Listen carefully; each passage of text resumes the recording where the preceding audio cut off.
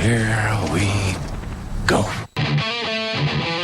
Ladies and gentlemen, welcome to Journey into Comics with your hosts, Nate Phillips and Brandon Stone. I am a god, you dull creature. Hey, ladies and gentlemen, Nate here with Journey into Comics. As always, here with my amazing Robin to my Batman, except for he's much bigger and metal as fuck. Brando, how's it going, buddy? It's going good, man. How are you? I'm really great, dude. You want to start this show off with a lot of laughs. I got a Yo Mama joke for you. Go for it. Yo Mama's so ugly, Scorpion said, "Stay over there."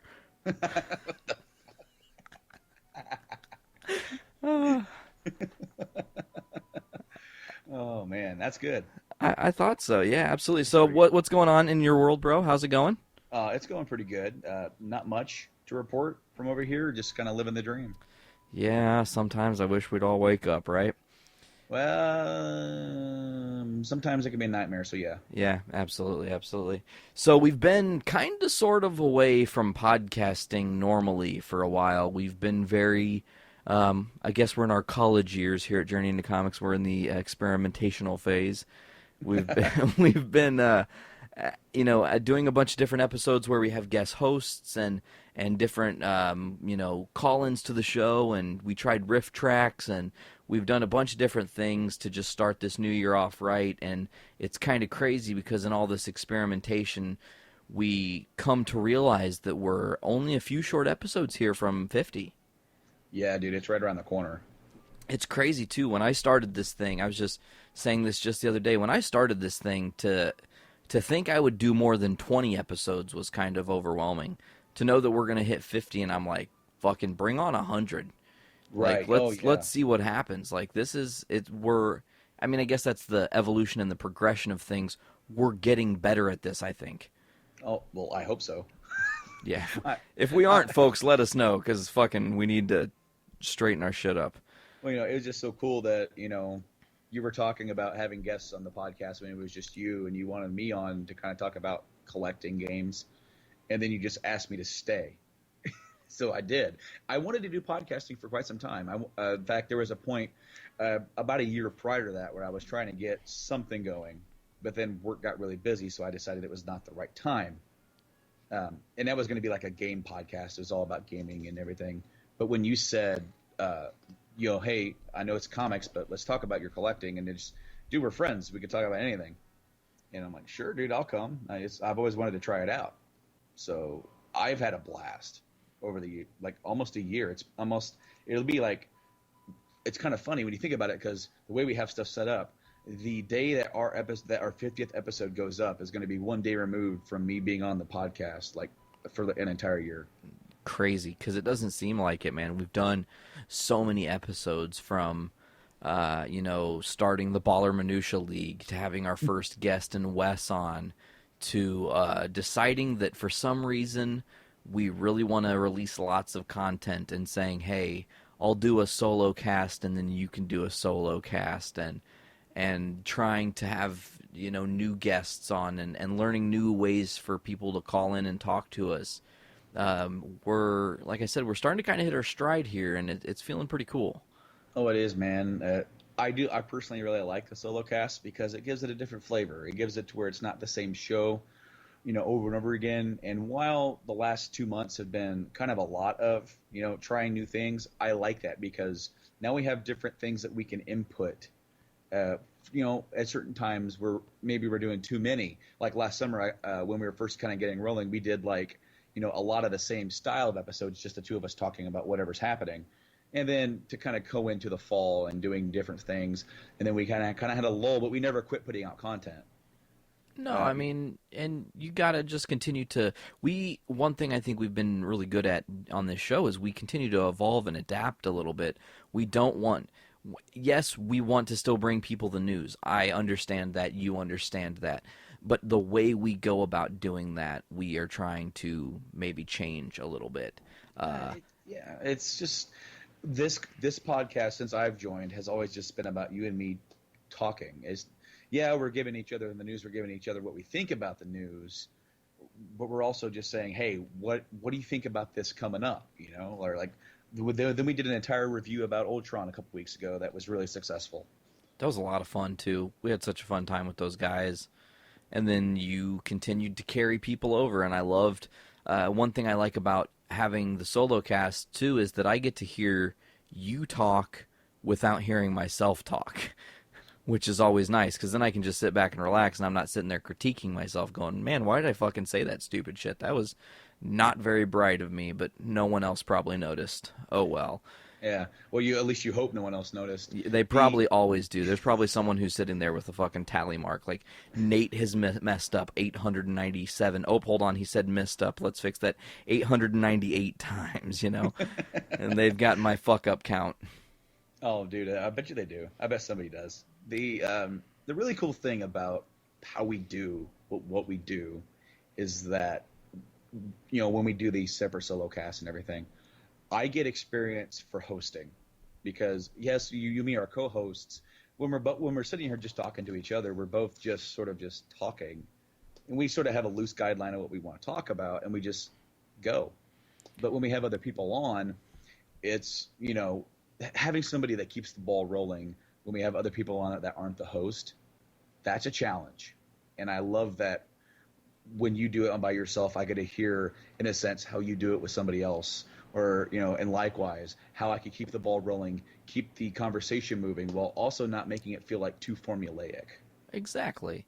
One thing I want to mention, because something that got brought to my attention this week, very important, and I just want to throw it out there.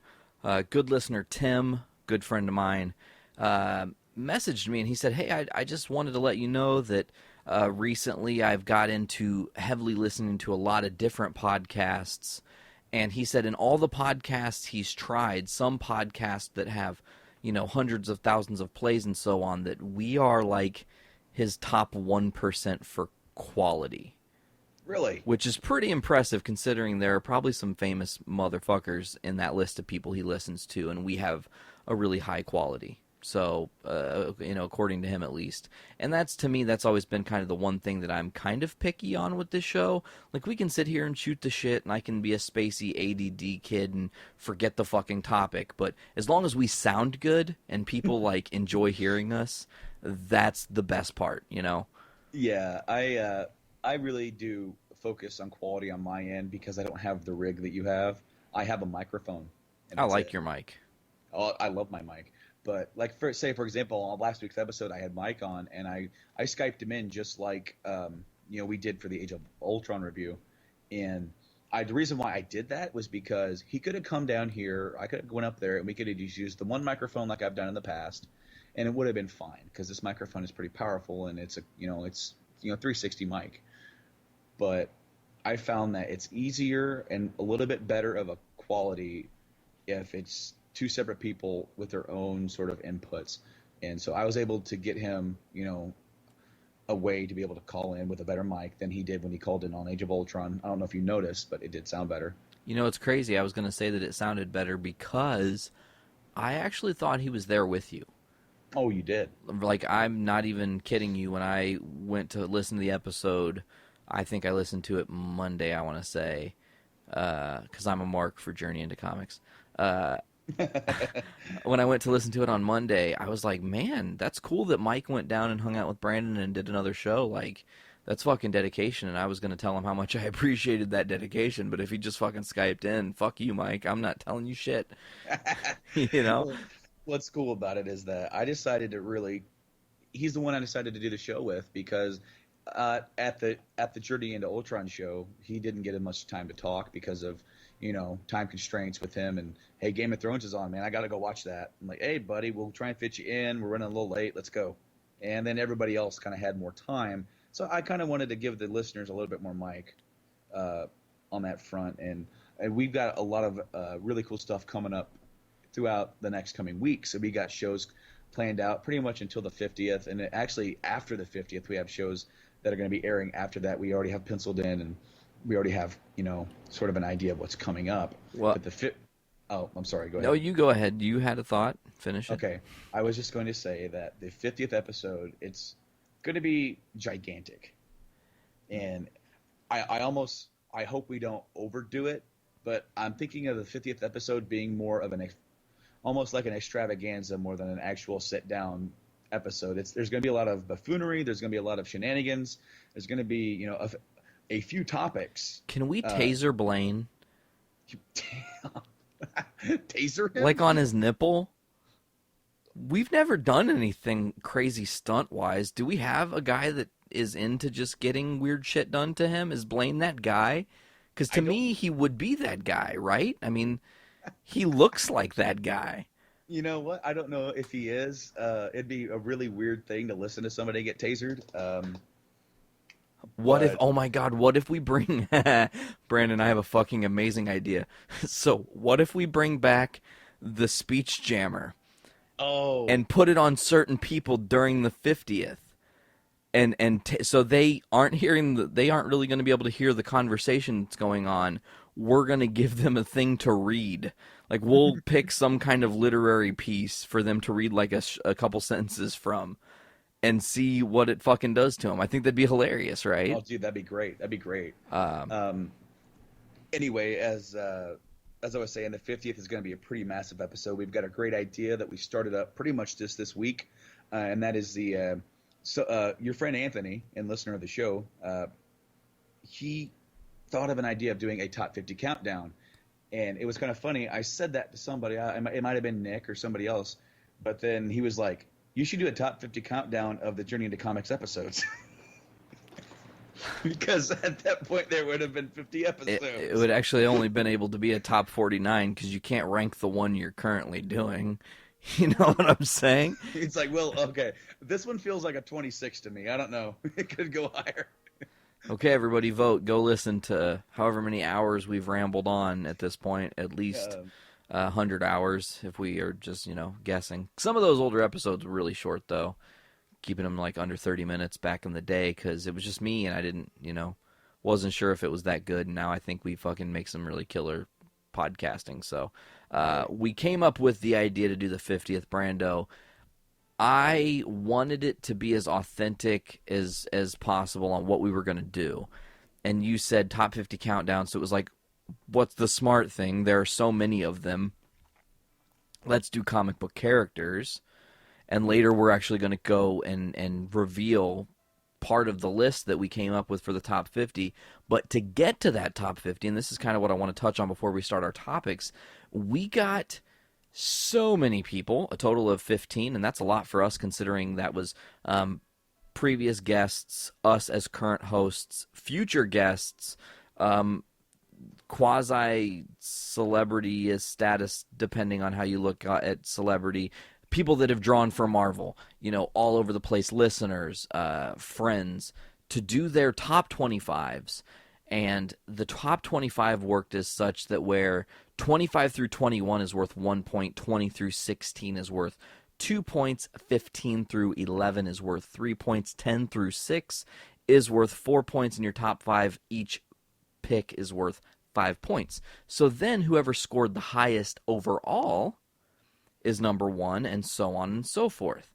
So what we're going to do in the coming weeks, Brando, and I'm really excited, I don't know about you, we're going to reveal all the people that helped us come up with our top 50's individual top 25 lists. Yeah. Oh, yeah, dude. I'm really excited to, slowly roll those out. And here on the podcast coming out, slowly revealing the list until we get to the top 10, of course, for episode 50. As you said, it's almost kind of like a wake-up call that you're on episode 50. Episode 50, to some other podcasts, they've been going on for hundreds of episodes. For us, I feel like this is a tremendous, tremendous occasion because of how much hard work that you and I both put into this.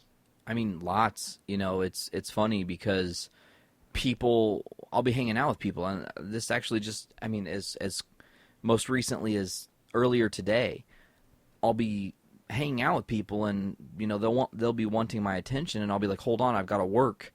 And they look at me, and I'm like, well, it's for the podcast. I know I'm not trying to make money off of it, but it is still work I have to do.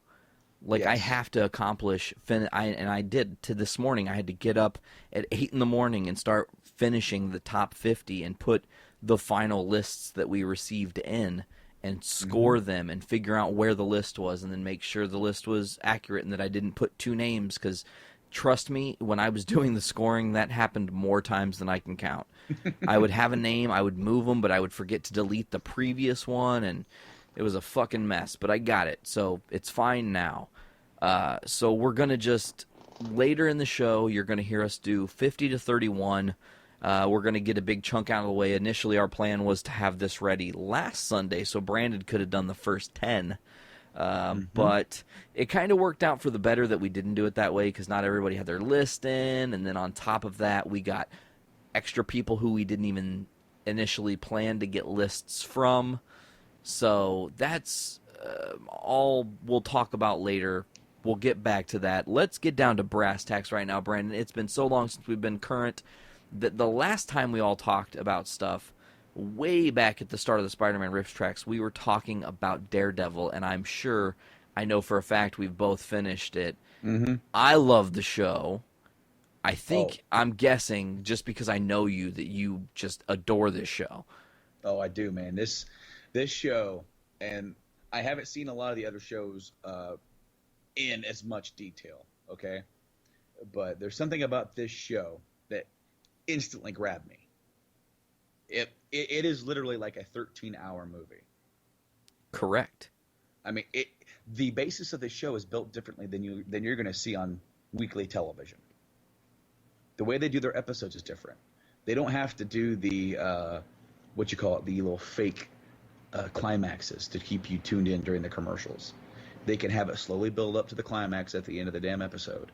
And the episodes are actually a little bit longer than what you would get off your typical network television.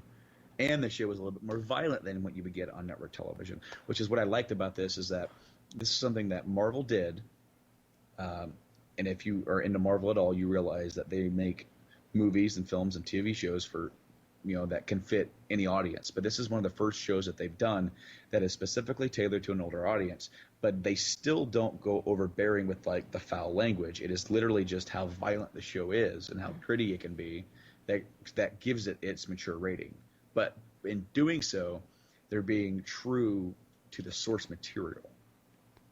Because Daredevil is a much in-your-face type of hero. He's not the flying around in a suit. He's not over extravagant. He is going to get in your face and he's going to fight. He's going to get his ass kicked while he's doing it. Exactly. I love the evolution of the story, but really the thing that I as a bullet point, I have to talk about it, and we're in the point where you just mentioned how violent it is. Can we just for a second discuss Wilson Fisk smashing a dude's fucking skull with a fucking car door? Because that was the most grotesque scene I think I've ever seen on any kind of programming. That scene, it's very interesting because I cannot remember the guy's name off the top of my head. The guy that plays Kingpin, of course. Vincent D'Onofrio. Vincent. I love the little touches he brings to this character. He brings a humanization to the Kingpin that really hasn't been there before. As like this guy is almost kind of like a broken child. Yeah, he was emotionally scarred as a kid. Yes, and what's funny is that what caused him to break out and freak out and decapitate a guy with a car door, when he was like freaking out, throwing a temper tantrum like a little kid would. Yeah, exactly. And I loved it. There's been a friend of mine, and he said he didn't like it, but I'm like, I love it because it actually humanizes him.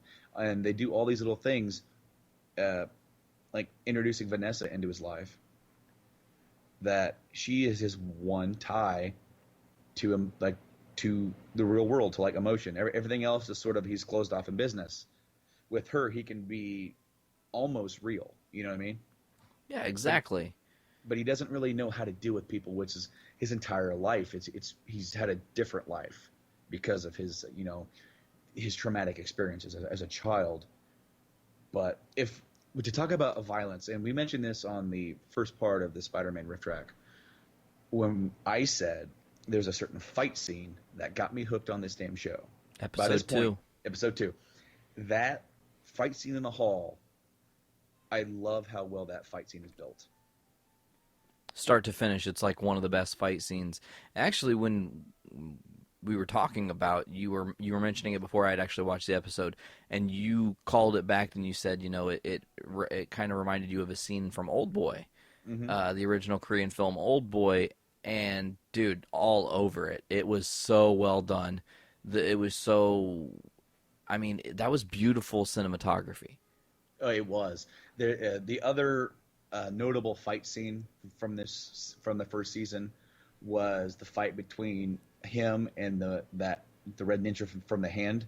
Yeah. Oh man, I can't remember what the name of the actual character that was the Red Ninja in the show.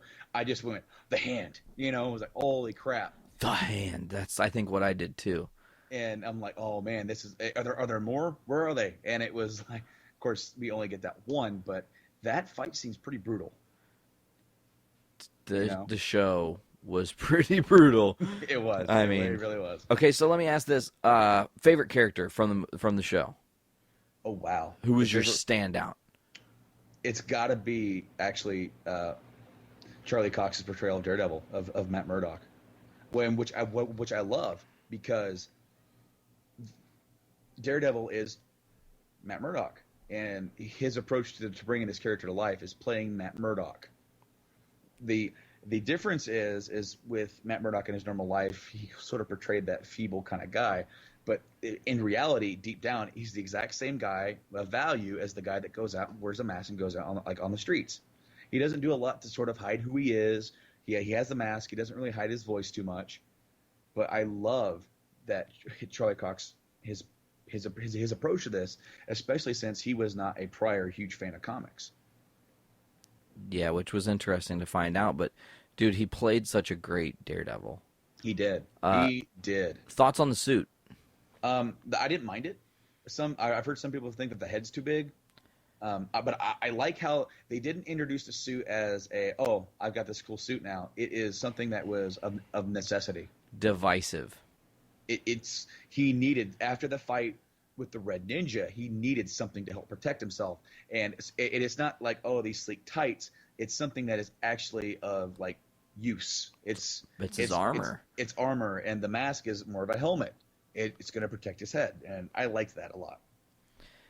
I really enjoyed this outfit of Daredevil. I think maybe a touch brighter red would have been okay because he's a little dark even on screen. I mean, and yes, I understand Daredevil is a dark character, but I mean, that's a pretty dark red. It's almost like maroon. Yeah, it's really yeah. Maroon's kind of a good way to go, really deep crimson. Yeah, but dude, overall the show was great. I binge watched episodes, I think I was episode 5 through 13. I watched in one day. Yeah, not because I couldn't stop. It wasn't even like I could not get myself to stop watching. No, as I said, the arc is built like a movie. And I like that a lot. I like that approach. It's one reason why I haven't got into these other, television shows that are out now, is really because of the network television format of 24 episodes. I think, and this is just me speaking for my opinion, shows should start going towards a shorter season format because the stories are more concise. There's not as much filler. And if you have, we have 13 episodes. We have 16 episodes. Walking Dead to 16 to tell this story. We can write the story to fill out the season instead of what they do in network television. They write it as they go, typically. But with Daredevil, they sat down before the season started, wrote out the story, and then started filling in where it would lie. And then they start putting in the little nuances.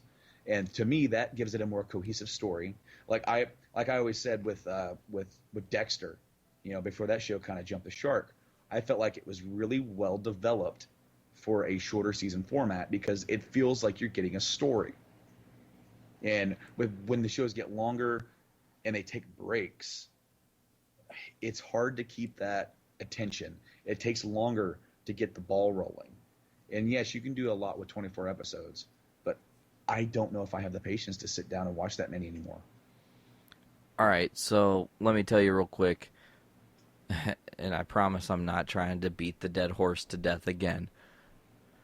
Flash and Arrow both are 23 episode season shows, and Arrow just finished, and I after as soon as it finished this season, which I'm sure next week when our guests come on and we talk about the finale of the Flash, which is the plan, that we'll be talking in depth about Arrow's finale and how epic it is. But I remember when it ended, I messaged you because the story arc they told with Roz in 23 episodes is going to quite possibly blow your mind, because I know you like Roz quite a bit, and the setup they do, they set things up so far back as episode 1 of the first season that came to fruition in the finale. So that's a long 69 episodes that they waded through to do one singular thing that is so fucking huge to Arrow. It changed the entire landscape of everything, So certain shows get it right with the longer episode format, but then on the flip side of that, and we're not going to spend a lot of time on this, I'm just going to briefly touch on it. Shows like Gotham I almost lost complete interest in. I was probably 3 or 4 episodes behind, just dreading it, and then it was honestly like the last 3 episodes that made me go, oh, this show is 22 episodes in the first season, and it actually had some kind of a payoff. Cool. But I wasn't expecting that.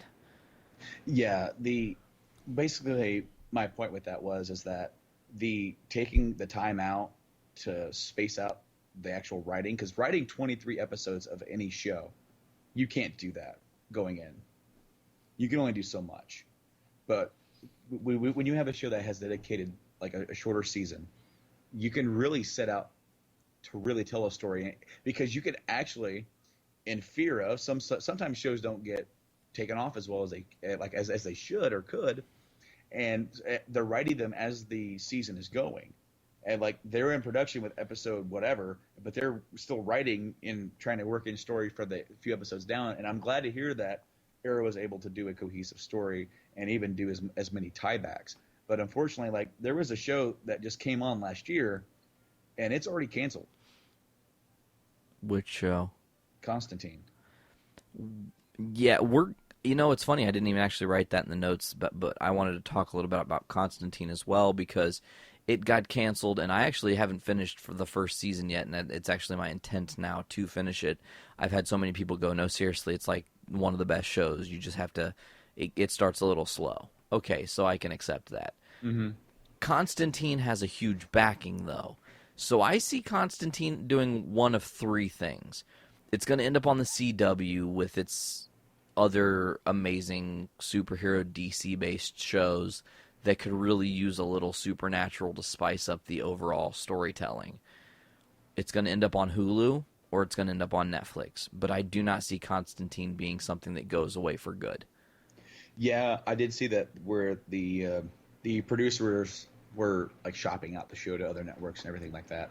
No, I just wanted to kind of think about that, because as I'm getting older, and as I'm going to especially be having a lot less time on my hands, my desire to get into longer shows, I've realized, has almost diminished. And it's not because you have great shows that have longer seasons, but it's the investment, I guess. The thought of, I need to sit down and I need to watch 24 episodes of the show. Meanwhile, it's, as with anything in media, once you miss so much, it's almost overwhelming to get caught up, unless you wanted to sacrifice your day. Now, I was going somewhere with this. No worries. Happens to me all the time, Brando. I wanted to make sure I got that point out before I brought up this, and I was sort of going to close out Daredevil. All right. They are already in production with Jessica Jones right now. Correct. And they're already in pre-production for Daredevil season 2. And they're also in pre-production for Luke Cage. Yes. And eventually they're going to tie these guys around and do a sort of team-up. The Defenders. Yeah, also including Iron Fist. But we also... Okay, so we're going to get all these things. And from what I understand, each of these shows are going to feel different. Correct. So then by the time we get to the Defenders, it's going to have its own unique feel by having all these different unique characters. They're almost doing the same thing that they did with the Avengers by having each character be slowly introduced and then having a team up. Um, and the reason why I wanted to talk about that is that there's another team that's coming to television. Oh yeah, which Brando, let me. Which are you talking about? The CW team? Yes, I am. Okay, good. Because I have a lot to discuss about Legends of Tomorrow. Being that I'm huge into the CW verse, and I love Arrow, and the Flash has exceeded every expectation ever. I mean, the character the Flash, just because of how good the show's writing was, has actually got me interested enough that I've been reading comics of the Flash and enjoying them because I understand the character now. Okay. So they've given me a new perspective and a new appreciation for stuff that DC is doing. And I mean, I was not a Marvel fanboy because I never said, man, DC fucking sucks a dick. But I was always like, DC doesn't have a lot of like memorable heroes that you go, man, total fucking badass. Batman is usually everyone's go-to. And then people make fun of Aquaman, which is also kind of unnecessary. So being wrapped up in the Arrow and Flash verse, and knowing that they're going to be doing this team up episode before the seasons had finished up, they had announced it, and I was excited. And then during the big CW presentation Thursday, they released a 3.5-minute trailer for Legends of Tomorrow. Now, if you've not seen it and you do in fact watch Arrow and Flash, and you're caught up, go ahead at your own risk. But in my opinion, it is filled with spoilers because it's going to give you updates on certain characters who, as far as we are in the show, we don't know what the status of these characters are officially, and we're kind of being given a peek behind the curtain to say, hey, this is where the character is going to go in the next seasons of Arrow and Flash that's going to end up tying into Legends of Tomorrow. But aside from the teasers and the spoilery stuff that they did aside, Legends of Tomorrow actually looks really badass. I'm really excited to see the show.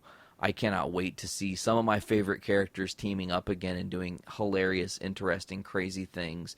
The introduction of more definitive time travel for Legends of Tomorrow is going to be really kick-ass. Now, Brandon, did you see the trailer? I did. Westicles showed us the trailer last night. Okay, now what did you think? Interesting. It definitely is interesting. Now, is this going to be a show that has its full season, or is this going to be a special? It is going to have its full season. I don't know how I know the plan is that when mid-season finale happens next year for Arrow and Flash, it's almost going to do an Agent Carter, and it will start literally the next fucking week. We will get Legends of Tomorrow, and it will start through the mid-season and then on to the other side of the end of the year. I think the way I saw a little behind-the-scenes thing, and Greg Berlanti and Andrew Kreisberg and Mark Guggenheim were talking, and they were essentially saying it's 13 episodes, so it's like one really long 13-hour movie is how they shot it and how they're intending to tell the story. The thing that's interesting to me, and to you, you're not there yet because you haven't started the shows, it's really great to see the dynamic and the evolution of both Oliver Queen and Barry Allen in the moment where they're all on the rooftop, because where they are when you start the shows / where they are at the end of Arrow, what just happened and what's going to happen most likely on Tuesday, they continue to evolve. And that's crazy to me that like these shows are constantly evolving and changing much past what the camera is filming, as far as we're led to believe. Yeah, I'm definitely. It seems interesting. The style and the way that they shot the trailer is definitely reminiscent of some of the other team up type trailers that we've seen, showcasing people. I will say that Warner Brothers definitely has an affinity for cellos. It's it. I definitely hear that theme so much. It's funny. Last week I bought the animated feature of The Dark Knight Returns, Mm-hmm. and on the menu has your cellos, kind of like the Dark Knight uh, trilogy style of theme. Okay.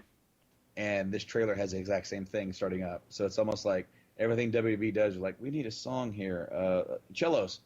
That's worked. So it definitely is has a good premise to it. Uh, Now, what's up with these really long trailers? Because the next thing that we're going to talk about coming to television, trailer was like 6 minutes long.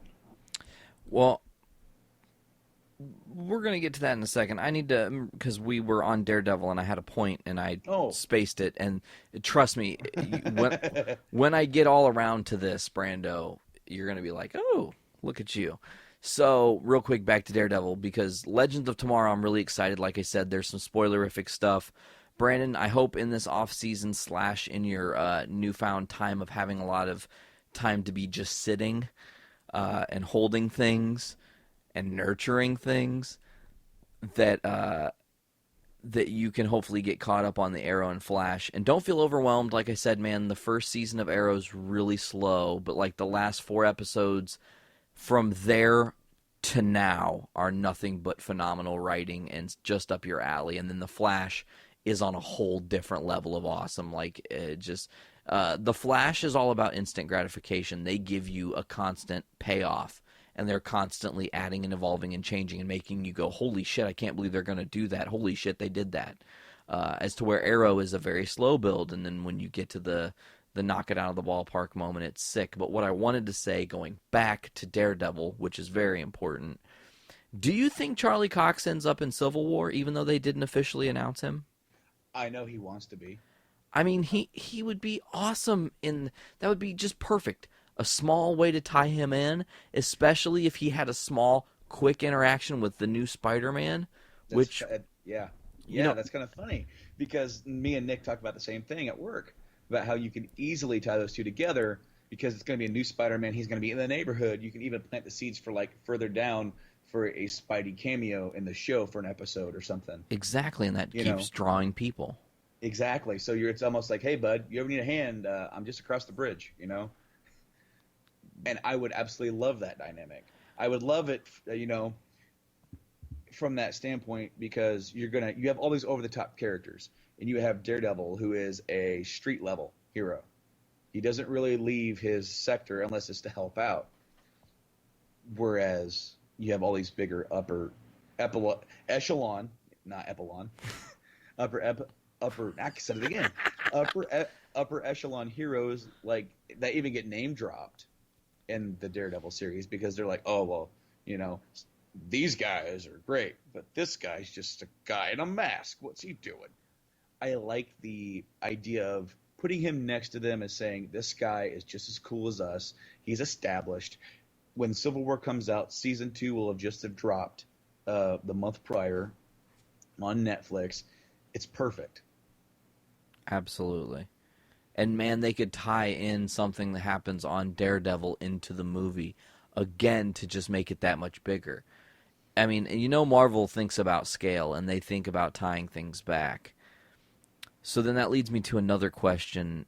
Daredevil, he's red, he's blind, but there's a different guy who kind of comes blind with range. That was mistake 499 or 899. There was just 900. That was my 900th mistake. Ladies and gentlemen, fucking enjoy it.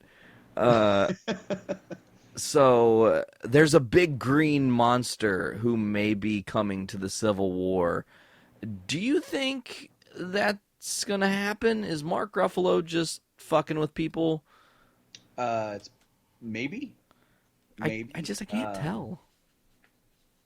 It's the way they kind of wrote his character off in Age of Ultron kind of makes it seem like he's going to be sitting out for a little while.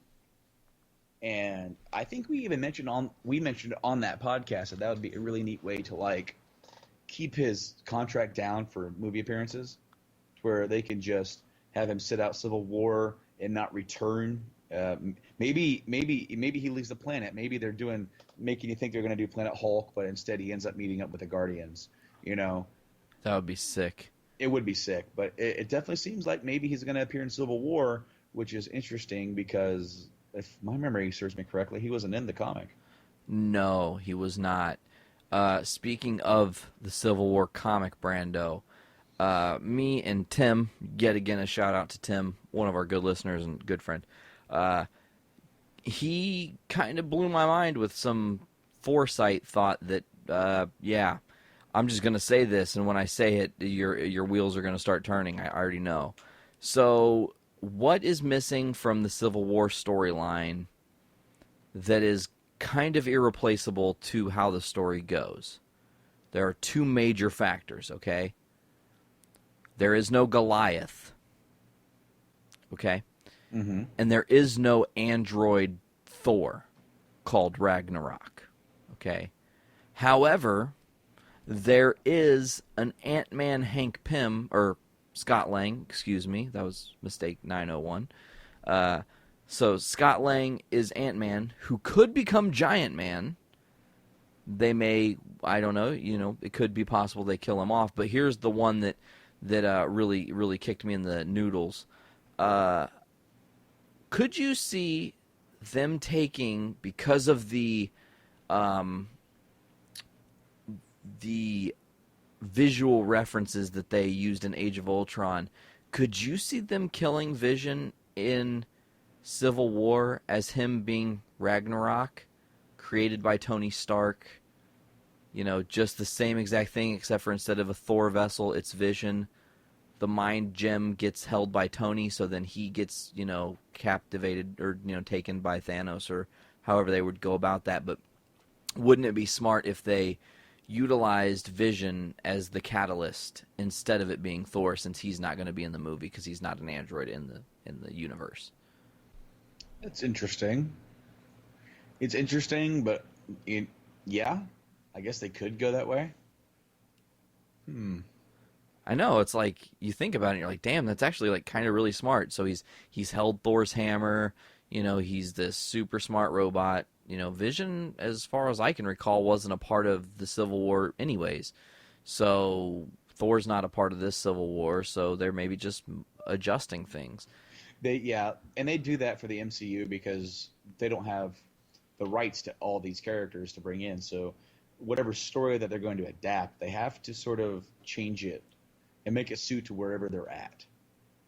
Yeah, well, we'll just have to see on Civil War, man. I mean, I know that they just put up pictures of Crossbones in the movie officially, how he looks, which was pretty badass. I know that Asa Butterfield is unofficially being called the next Spider-Man, although Marvel has not given the official confirmation, which I will assume is going to come with the first picture of our new Spider-Man in his costume. But it seems Asa Butterfield's going to be the next Spider-Man, and even though I'm not seeing anything he's in, I'm actually really excited because usually Marvel makes the right calls when it comes to hiring for, high-caliber roles. I mean, they didn't fuck up Iron Man at all. Yeah. I mean, they picked the right guy to play Tony Stark. They've done a lot of really good casting. And this has been beaten to death on this podcast, but Spader as Ultron, I mean, come on. Absolutely. So let's jump to the other side, the opposite end of the spectrum, not be all Marvel-y all the time. Supergirl trailer dropped recently, Brando. It was 5.5 minutes long, or 6 minutes, right? It was 6 minutes. Yeah, 6 minutes or something. I was getting to that earlier, yeah. Can I ask you a question? And I'm not a sexist dickhead, okay? Let's just get that out of the way. Do you think that Supergirl doesn't cater to the comic book fan, like, at all, sort of, by that trailer? Okay, here's what I gathered. It's sort of emerging. It's bringing an audience that normally wouldn't watch comic. Okay. But there's going to be enough there if you're a fan of the Superman character or DC or comics in general. Hopefully there's enough there to sort of like tide you over. because they really kind of showed you almost like, hey, this is what's happening this season. And yeah, they didn't get into like the big climaxes or anything like that, but really you saw the origin of that character. It's almost like you don't even have to watch the first half of the season now. Well, and shit, a lot of that could be like the first 10 minutes of the episode, you know? Well, I mean, they jumped around a lot. They did, yeah, that's true. They did quite a bit. I almost felt like it was just too much. A little overwhelming. It was way too much. It's like I was sitting there and I'm watching it and I'm like, okay, it's still going. I looked at the time and went 6 minutes. Holy shit! Hell? Yeah. By the end of it, it's like, okay, am I gonna watch it? Probably not, because honestly, I've never had that much interest in the Supergirl character. I mean, I've liked her tie-ins with Barbara Gordon as those two, working together, but as an individual, I've never really been attached to that character. I find it really weird, and I kind of had this conversation with, I think, Westicles maybe, that the DC shows are not necessarily built around the most, like, known characters or the most, like, popular characters. And so what they're doing is that they're taking these shows, giving this character here, this character over there, building up a following for this certain character, But what gets me is that you have the CW, then you have CBS. Obviously, they're both owned by the same company. I don't remember the last big show, sans CSI, that got big on CBS. That was not a comedy. So I worry about the audience that the show will find on that network. Well, and it's really crazy. A couple things happened also involving a mixture of the CW, Supergirl. This all ties in, and that's quite literally the point. Stephen Amell, who is Oliver Queen, and also now Casey Jones, which is an awesome casting. Also, Bebop and Rocksteady come into that movie, but we will probably cover that a different day because we didn't plan for that. But anyways, we can always talk about it in a minute. We didn't plan, but did you see who was in that movie? The original April O'Neil. The original April. Which is awesome. Yeah, I thought that was cool, but that's all I wanted to say. We move on from that. Okay, yeah, we can touch on that. So, but Stephen Amell said that if it's a DC show, okay, DC Comics show, doesn't matter the network, because of the way DC wrote all their contracts with every single different television production company, they all have the potential to cross over. Titans on TNT, when that comes out, can cross over with Arrow on CW, which can cross over with Supergirl, which, by way of what I consider this would be the only way they can do it, with them introducing time travel in Legends of Tomorrow, by that way only could they introduce the possibility of the CW shows, Legends of Tomorrow and so on, crossing over with Gotham, which is the kind of the odd horse out. Because timeline-wise, he's the only one that doesn't really properly add up. Everything else seems very much definitely present, as to where Gotham, you really don't have an idea of what the current time is. Yeah, I remember we had that discussion when that show started, with sort of seeming like it was modern times, but... Flip phones. Flip phones, yeah. So it kind of seemed like it was like in the mid-2000s or some sort. So with the multiverse, that is possible they could cross over with Gotham, although it's not necessarily likely. But I would say pretty much any of the other superhero-themed shows that's going to have costumed characters fighting bad guys, they're going to most likely cross over. So much so that Stephen Amell also said, hey, did you guys know that we're actually planning on doing a crossover with Constantine? And because it's up in limbo, we can't go through with those plans. Yeah, as you said, there's a potential of possibly landing on CW. If the show comes back, they could definitely do the crossover. And that's what I was going to say too about Supergirl. If they don't find the right audience on CBS, they may find it on CW. Now, there's only a couple things that I found wrong with Supergirl trailer. One, too many Superman references. We get it. Like we seriously we understand the mythos. We understand where you come from. We understand who your cousin is. We get that if you don't reference him, that's a problem. But the fact that there were more references in that little 6-minute trailer than I could have even imagined was not cool. Yeah, and they're not going to show him. Not at all. No. Giant No. cock tease, man. Yeah, no, the whole series is going to be, oh, well, your cousin this, here's a gift from your cousin who is too good to even come see you. Yeah. Yeah, I don't like that. I kind of wish they would have chose a different character. But that's what I kind of feel is like they're kicking ass on the TV front, right? You can't take that away from them. But in a way, it almost doesn't seem as focused as, say, what Marvel's doing with all of their properties, where it all ties in, right, to the major goal of telling one fluid story. Daredevil is not related to Avengers, but events in Avengers led to events in Daredevil. Yeah. And it's just referenced. It's like, yes, this is the same universe, but here's a different story in this universe. And they could do the same thing with their DC stuff, but it definitely seems like it's a little bit more loose.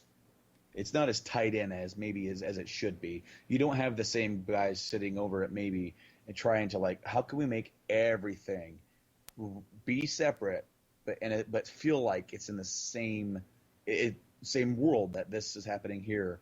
And I feel like Supergirl's going to have a really different feel, and it needs to, because it's going to have a different vibe. But at the same token, would they be able to relate that into the other shows?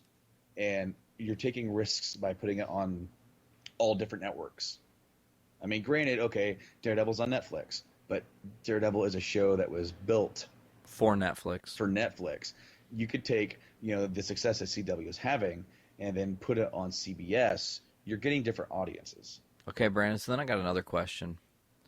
We've got the WWE Network. Would, in your opinion, you prefer, because I know I would say yes to this. Would you prefer if there was a DC network where all the DC shows are on that network only and they cross over and they're year round and they can schedule certain shows at certain times and keep the calendar fluctuating while all the previous episodes are in the library for you to be able to watch?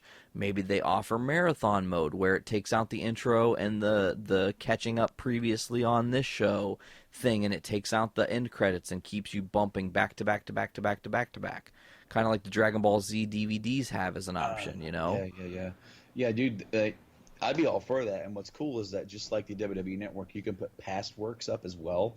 So you could get like Smallville. Yep, you could get the fucking original Flash. Mm-hmm, the original Flash. You could get. Do you remember Birds of Prey? Yes. You can get Batman the Animated Series on there. You can get a lot of the animated stuff on there. Dude, we have $1 billion idea. Should we just go to DC and be like, look, motherfuckers, here's the deal. Charge $9.99 and just don't shove it down people's throat that it's $9.99 every fucking day on Monday Night Raw. Oh wait, shit, you're not wrestling. I did hear, now this is sort of on topic, that Disney is looking at the option of having a dedicated Star Wars and or Marvel channel for cable. I did see that as well, which is interesting. And to continue on the Marvel possibility worlds of news, since we're kind of covering everything, Matthew McConaughey reading scripts for Marvel and DC. Don't know what he's planning, but McConaughey's going to end up in a superhero movie before too long. All right. All right. I've been reading scripts before they pay me to read scripts for Marvel and DC. I was reading Avengers comics before they paid me to read Avengers comics. I mean, I like a lot of those different characters. I mean, they really speak to my heart, man.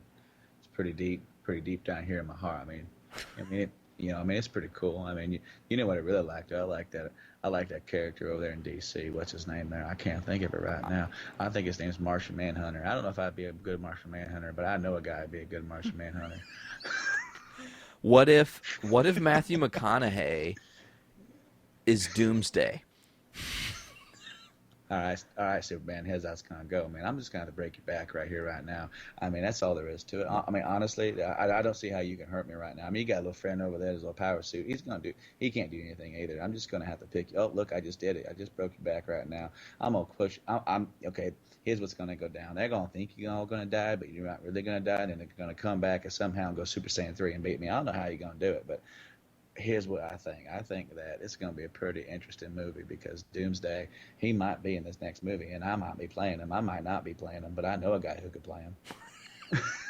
Dude, that was pretty fucking good, actually. Dude, all right. I just started recently trying to do Matthew McConaughey. That was pretty good for recently trying. So, Doomsday's in Batman vs. Superman. Snyder's all but confirmed it. Looks like this could be really too packed, man. I keep thinking DC's just, I mean, they're trying to fit like way too much shit in this movie. We'll see. When I first saw that trailer, the fact that this trailer got forced release the day after the Star Wars trailer is unfortunate because so many people were like, well, this trailer's not nearly as good. But me, I'm over here going, Dark Knight Returns! Oh my god! He's got the rifle. Oh, he's got the suit. He's got this. Oh my god! I lost my shit over that trailer because I'm such a huge mark for that comic. It's one of my favorite Batman stories ever. And in fact, I just name dropped the damn animated film. I found it, and what's awesome is that the version I found, it puts part 1 and part 2 in one feature. Yeah, that was the final release of that on Blu-ray, I think. Mm-hmm. And I picked that son of a bitch up. I absolutely loved it. I thought it was great, but it really seems like we're going to be getting a lot of cool scenes that are taken from that comic, scenes from maybe the death of Superman now, into the formation of what could be a team-up movie with the Justice League. Now, I do agree that it could be too much, but it could also be the catalyst that is really needed to really drive this into, like, almost be like the spark, so to speak, to really get these movies into making something of their own universe. And while Marvel did it the slow way, they started with Incredible Hulk, but then they did Iron Man, they introduced Thor, they introduced Captain America back into it. Slowly but surely you built up, and you actually introduced characters into those films like Black Widow and Iron Man 2. You put Sam Jackson as a character throughout all those films leading up to the team up. This universe has Man of Steel, which is going to go into this, which introduces Batman, which from the teaser seems like, at first from that teaser, seems like this movie is going to be about these guys kicking each other's asses. But now with the Doomsday reference, that builds onto the thought that we had that there's an overarching plot with Luthor and how Luthor's going to be responsible for Doomsday. And Luthor is very much, he's, like I said, he doesn't bullshit people. I don't think that that's the character we're going to get. He's going to be very forthcoming with how he's an evil prick. And I think that he's going to be the one that, he's like, the Grand Moff Tarkin, if you will, of this operation. And really Doomsday is the Vader because he's just the muscle. Yeah, I don't think we're going to see Doomsday from the beginning because there's a reason why we're going to get Batman and Superman fighting each other, right? And it's not going to be the same reason as we're going to get from the Dark Knight Returns storyline, where they've abolished all vigilantes, and the only one left is Superman, and he's working for the government. We're not going to get that. The sense that I'm getting is that something has drawn these two to fight each other, and it's going to end up being that I think Doomsday is going to show up and kick the crap out of both of them. And it's going to end up being kind of sort of a wake-up call. Maybe the fight between Wayne and Superman doesn't go exactly the way that it was. Maybe these two guys are manipulated into fighting each other. And that ends up, since it maybe doesn't work, then it leads into Doomsday being brought into it. Other question I would have is like, they don't have kryptonite yet in this world. Does that mean that it's very possible that Bruce creates an artificial kryptonite that is the actual, no pun intended, kryptonite to Superman? And maybe sells it to Luthor before he realizes what Luthor's plan is? You could have that, but Doomsday comes from space, from the far reaches. True, I know that, yeah. So you could actually have kryptonite be accidentally You know, just, oh, look, here's what came with Doomsday. You could introduce it that way as well. And then once that's discovered that hurt Superman, then Luthor weaponizes it. It's like, hey Clark, do you know this shit like hurts you? Have you ever seen this stuff before? Like makes you, it like renders you useless. This is crazy. And he's like, oh my God, it hurts. Ow. Ow, stop it. Hey guys, I don't know why I'm here, but man, this hurts, man. I don't know why you guys gotta do that to me, man. I'm just sitting here trying to save my planet from this big guy coming down on a rock. I don't know I don't know what's going on here. But the green does, man. It's all like on my suit and everything. Man, I gotta take this thing to a dry cleaner. It's not really gonna get off me. And you know, I've been actually taking this suit to a certain dry cleaner, and you know, he actually owes me some money, you know, for plugging this because I've been talking about how good his dry cleaning is, but. Be honest with you, I'm not sure, man. I hope this movie turns out good, but it might be too much kind of packed into it because you got all these heroes they're going to try and bring in at the same time, and I'm not playing them. Brandon, I have sad game news I need to talk about, and I think you guys talked about it last week, but dude, are you fucking kidding me right now? Something I was so excited for, okay? And you know, we covered it on the podcast back when, and we even played it and beat it together. PT, the playable teaser for Silent Hills, and then they fucking cancel Silent Hills because Konami and Kojima are at odds. What the fuck? Well, okay. I actually have an update to that story. Yes, Konami and Kojima are at odds. Obviously, they're on different spectrums of what they think the company should be doing. Silent Hills is not happening. It's canceled. Not happening at all. Now, not Kojima. Too many Ks. Konami originally came out and said, "Oh, we're totally dedicated to to our franchises, and we're going to do something in the future." And then, you know, Kojima's all like, because that's what he does. He doesn't say anything, so he's not saying shit. He's still in the company. He's not an executive anymore. He's staying on until after the release of the Phantom Pain, and then at some point after that. I would say probably not until E3 are we going to hear exactly what he's got next coming in the fold once he leaves the company. But we earlier on this week, we got Konami spoke about what their future is going to go, and I have that for you right now, and I'll read it for you. This article is on multiple places as they spoke out, but I'm reading it from IGN because that's just one of the first things that came up on Google. And this is directly from, I'm not going to try and pronounce his name, but big guy over at Konami. Directly from him. Directly from Hayakawa. We will pursue mobile games aggressively. Our main platform will be mobiles. Following the pay-as-you-play model, games like Power Pro and Winning 11 with additional content. Our games must move from selling things like items to selling things like features. Dude, I just that makes me not even want to buy the Phantom Pain now. Why am I giving them my money? They don't give a fuck about me. No, they don't give a fuck about you, but the reason why I am buying it, I am such a mark for Metal Gear. I love everything Kojima has done. I'm buying this. Yes, we're giving Konami money, damn it. But after this, I will probably not buy anything from them ever again. I'm buying it pretty much to say thank you, Kojima, because Kojima is still working on this game. He is putting this out for all the Metal Gear fans, almost as the last hurrah. This is I don't think he's ever going to make a Metal Gear again unless he can somehow get the property from Konami. I don't see them letting that go, even if they're not going to do anything with it, because they can still make money retroactively from putting stuff up as digital downloads. You know, they can put the games up on the Xbox Live, PSN, or they can put it on a cell phone, apparently. Yeah, as a mobile game. I do know in Japan, people are moving away from home consoles and from even handheld consoles to phones. So I understand why they're doing it, but that's one country. Over here in America, we're still very heavily into our home-based consoles, into mobile consoles. There's still a lot of money to be made over here. And Konami is just one of the companies that's being affected by the gaming industry changing.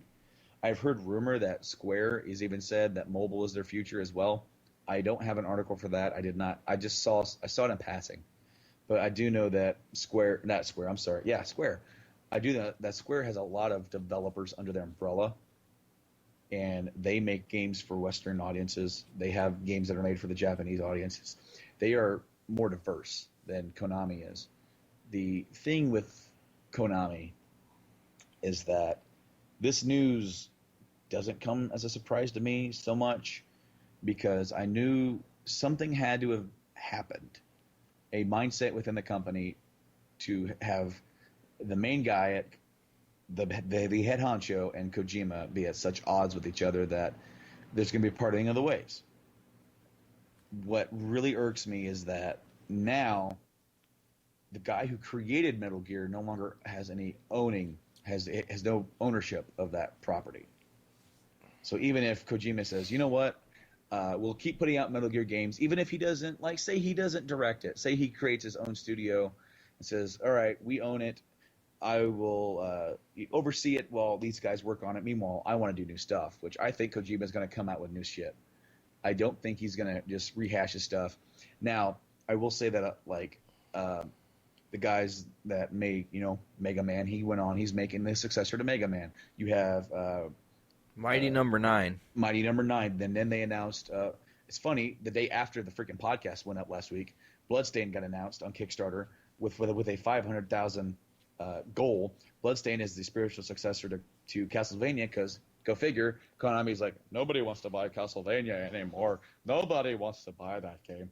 And yet that goes up. The guy that created Castlevania says, I want to make another Castlevania game. It's what I love. It's got me started in this business, damn it. I want to give it to you guys if you guys want it. Fund it if you want it. And within a day, it had 1.7 million. Ridiculous. People still want it. See, that's what we're going to move into, man. We're going to move into a time where people, it's not going to matter what fucking name you call it.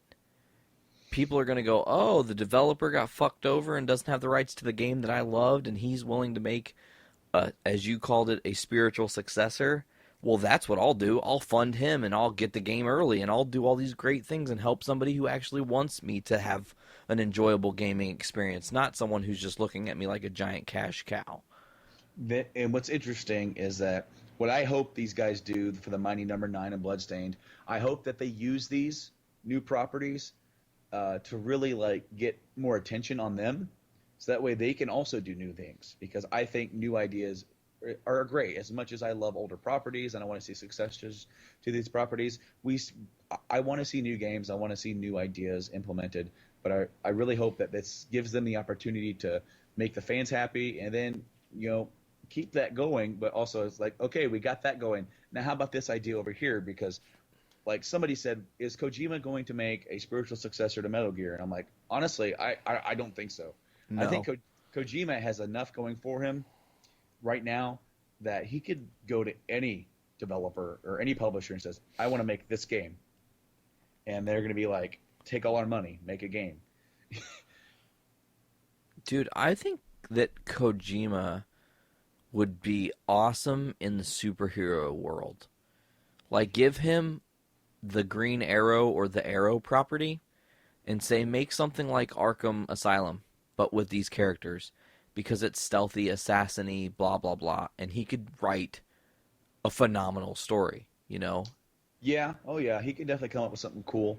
I like the idea of him, doing something completely. Like clean slate.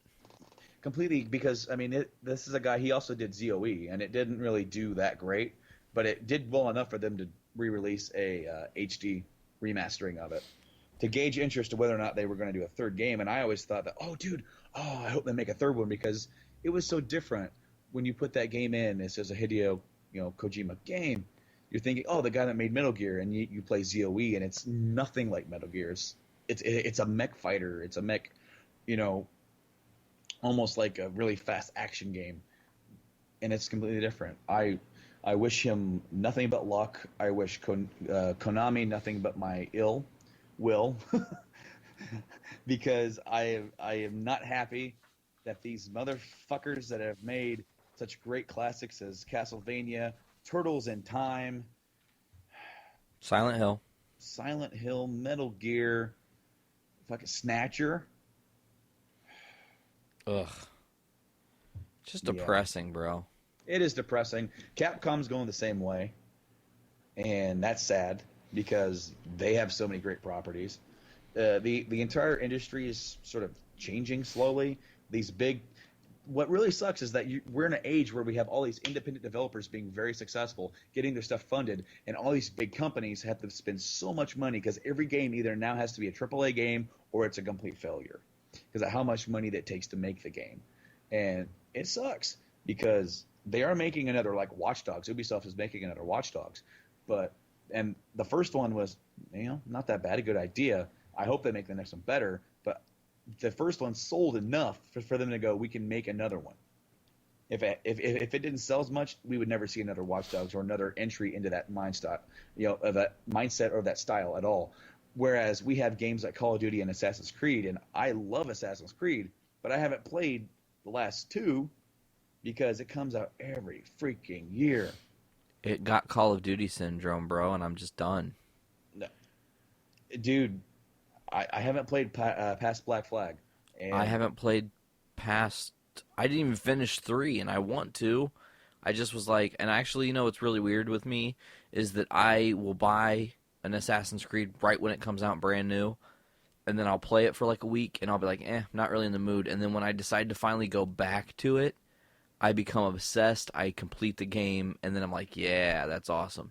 So maybe the next game I play, since I haven't been playing really any video games at all, which is just scheduling and everything like that, but maybe I need to just go play 3 and get back into it, because 3 had a good story going for it. I just never got to see it through.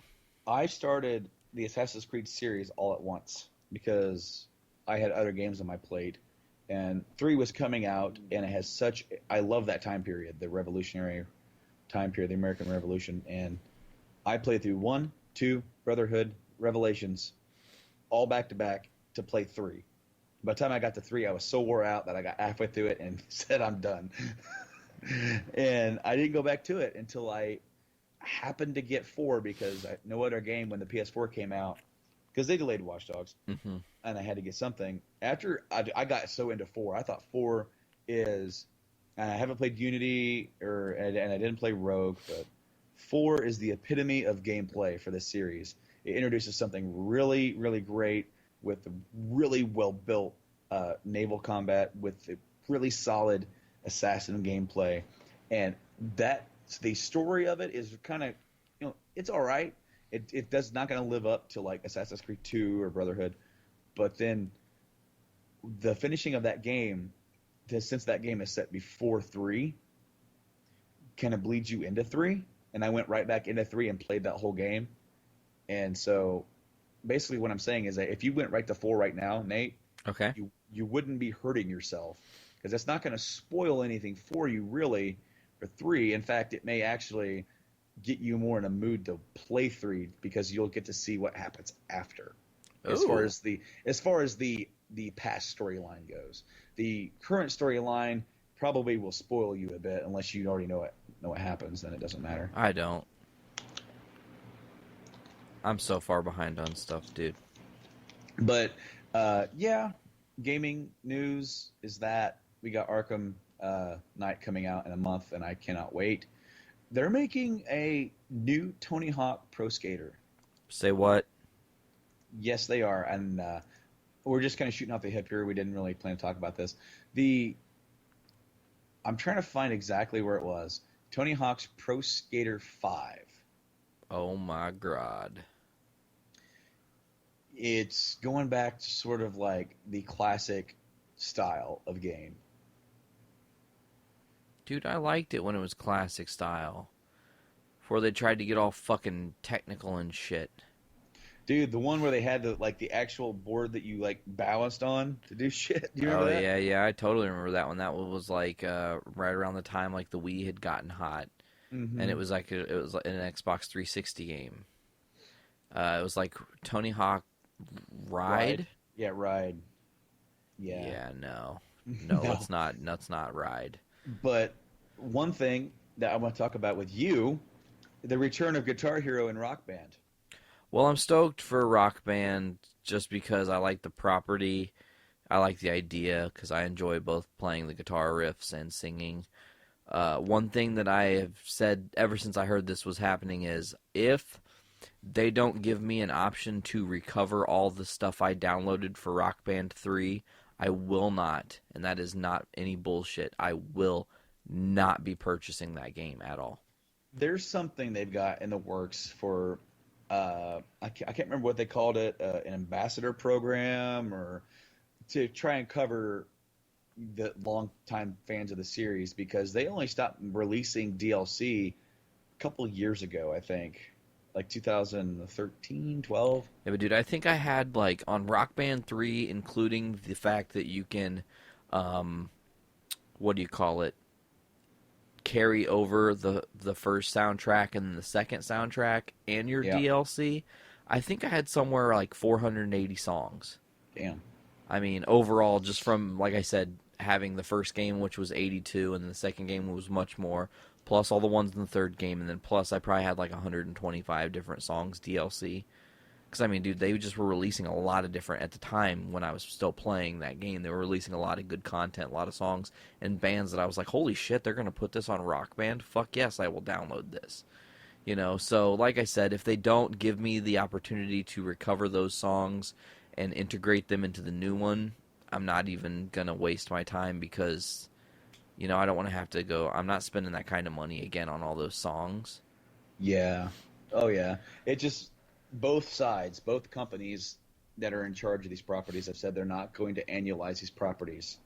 That they're going to be supported over time through DLC, and you're not going to see a return of the old of a new Guitar Hero Rock Band coming out every year. Guitar Hero Aerosmith, Guitar Hero 80s, Guitar Hero Metallica, Guitar Hero Van Halen, Guitar Hero 5, Guitar Hero Warriors of Rock 6, Guitar Heroes Legends on Tour, or whatever, or On Tour, that's what it was called. Fucking, you know, it's like, Jesus Christ, handheld, really? Yeah. I mean, for the DS, man, that was the hardest shit, dude. Cramped the fuck out of your fingers. Not comfortable to play. Not even easy to play. That was the stupidest idea. I mean, let's just be honest for a second. Then they had a Rock Band on the PSP. See, and I actually didn't know that. Rock Band Unplugged, I think it was called. Jesus Christ. Ugh. All right, Brando. We teased this on our Instagram, and we're going to actually... I don't know, we didn't really talk about this on air, so this is just me riffing. I don't know if we want to release, like, tonight's, what we reveal at some point on the Instagram, like what we did in tonight's episode, or just release the whole list when this is all done. But tonight, folks, we're going to give you, from the top 50, we're going to count down 50 to 31, not really do anything specifically talking about characters. We can make commentary if we feel like it, just kind of go down the line here. We will start every single one by saying the number. That way, if anybody wants to write down the list on their own time and kind of try to figure out who's going to end up in what positions and, you know, who find out who gets left out. Because, interestingly enough, a lot of characters that I thought were definitely going to make the list didn't make the list. So, and there were other characters that I wasn't expecting to make the list that actually definitely made the list. So... this is a very interesting experiment we're doing here, and it's going to integrate into our 50th episode. I will say before we start this that next week, when Seek and Shuddy return, we will be revealing the 30th through the 21st in our top 50. So we'll reveal those numbers next week, but this week we're going to start at number 50, work our way down to 31. Brandon, you want to go ahead and start this one off, bro?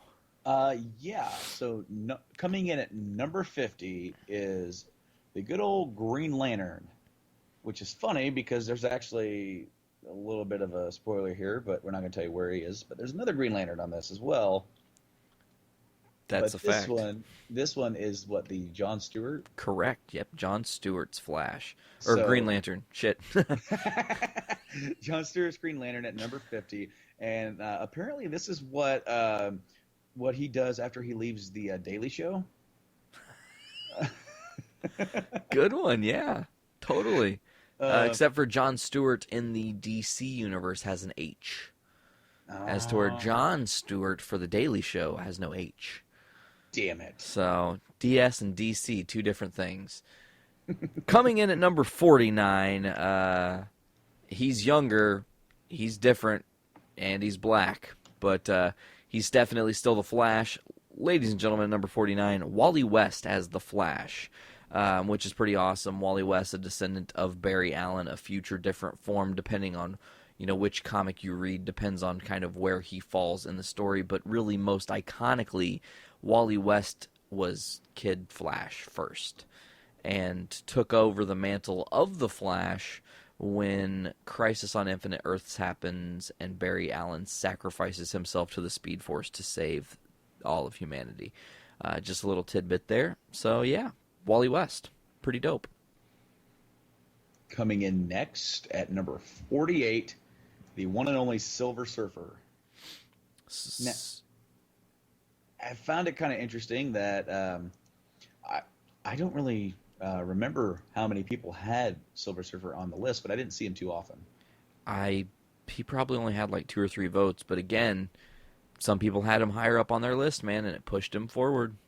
Yeah, interesting. Of course, his first appearance was actually in the Fantastic Four, which not the movie. Not the Rise of the Silver Surfer. Not the Rise of the Silver Surfer, but in Fantastic Four number 48.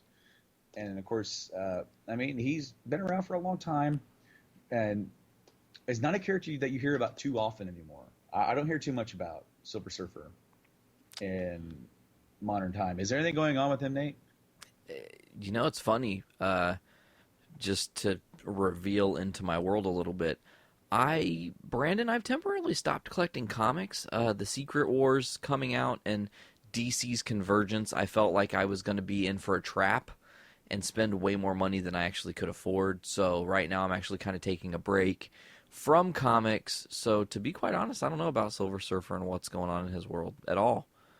I'm just really disconnected. I'm collecting Pop Vinyl. That's a lot of fun. I don't have a Silver Surfer Pop Vinyl yet.